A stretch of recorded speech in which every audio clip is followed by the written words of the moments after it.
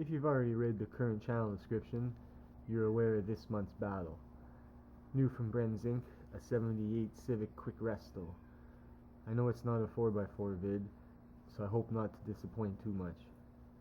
And with subcompacts accounting for more than 35% of all new car sales in 78, the vast majority of these tiny cars are long gone and extinct. Even with Honda being forced to buy back these lumps when they were only 3 years old.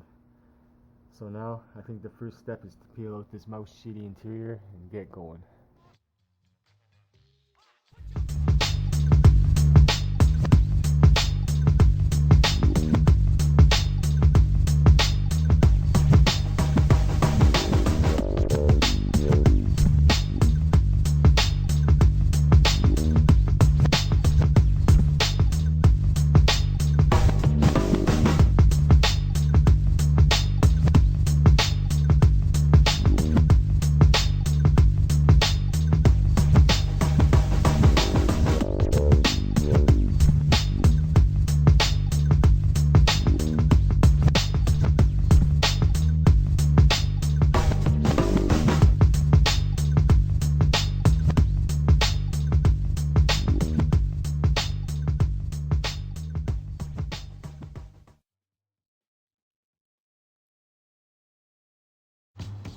So here we are with the next decaying car to be saved from the crusher.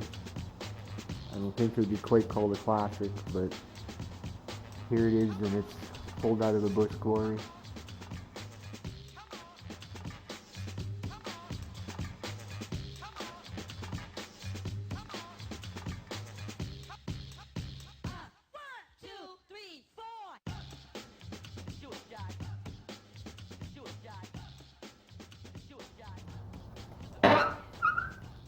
The first and easiest thing most people do when starting a new project is to strip down the car. They pull the seats, the carpet, and all the interior and body panels, lift the engine and drivetrain out, and yank anything not welded down until everything is out in the open. Then it's time to peel away the paint to see what shape the body is in. This is where most people actually stop. They put the project on hold and they move on to other things in life.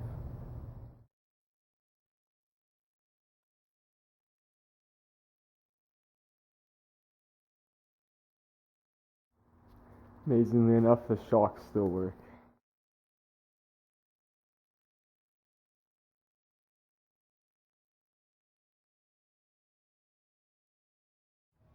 Well, we're here with round 2 of this old beater, and this one's going to be a quick fix.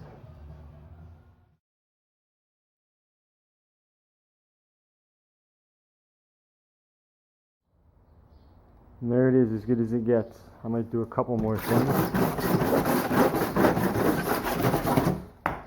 but for the most part, that's it. Good enough to move out of here.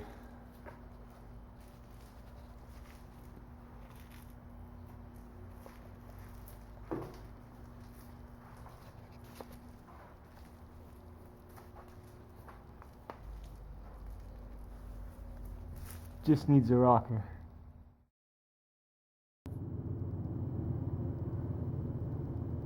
Well, the little Civic sold in one day. It's already out of here. So that was a good score. To a nice old guy who thinks he's going to restore it. Sometimes the worst part of the job is finding out the bad news. Most people buy cars expecting them to be perfect, not realizing what's hiding under the paint.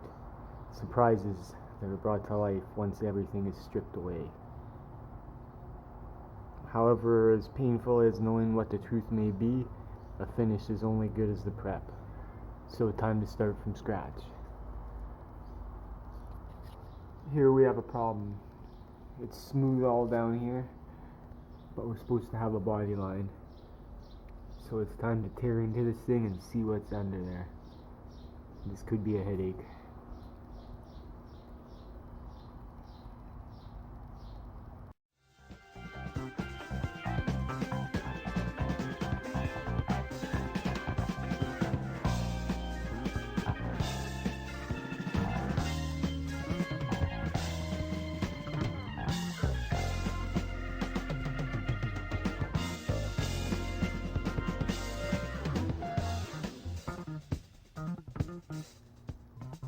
like to say a few words about unnecessary rest.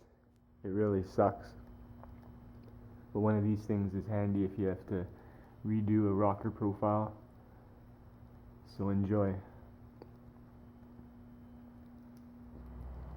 It's raining out, so our buddy here decided to come in and have a seat.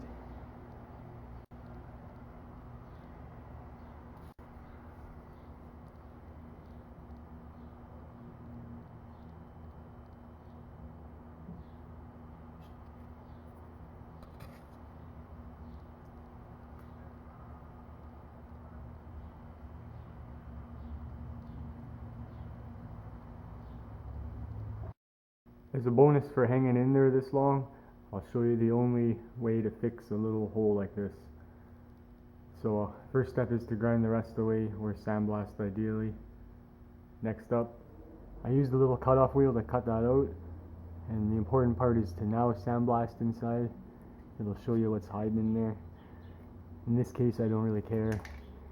So the next step is to use a high quality welding zinc primer, cover it up, and make a patch.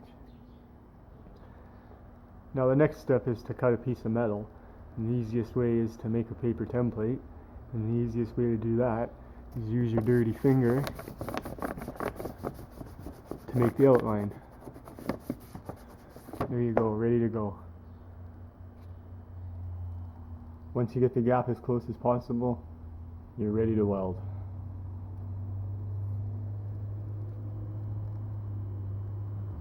And there it is, all welded up and primed and ready to put a tiny bit of Bondo on. I like to use these flapper discs because it keeps the heat down. That took like 10-15 minutes at most. After a quick thin coat of Bondo, it's all done and won't ever come back. I don't even remember where the patch is. Now it's time to move on to another one.